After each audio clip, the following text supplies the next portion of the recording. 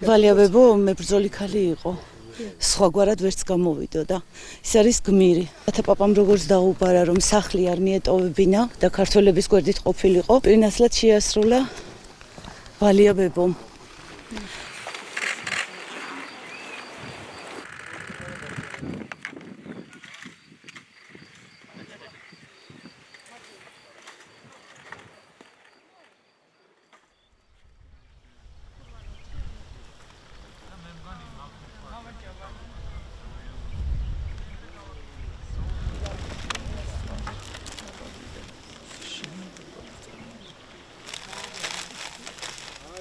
ახლა ვდგავართ საქართველოს საზღვარზე, საიდანაც ასევე ჩვენს უკან არის ჩვენი სახელმწიფო, ჩვენი სამშობლო საქართველო, მაგრამ სამწუხაროდ ზუსტად 3 ნაბიჯის უკან გადადგმის უფლებაც კი არ გვაქვს, იმიტომ რომ მოვხვდებით არაკონტროლირებად მხარეს სამწუხაროდ. დღეს ძალიან ტრაგიკული დღეა, რადგან ეს ადამიანიც, რომელიც ყოველთვის ვამბობ ხოლმე, რომ ეს იყო მართლა ამ სოფლის უკანასკნელი მეციხოვნე, გარდაიცვალა და მიწას მიაბარეს მისმა ახლობლებმა.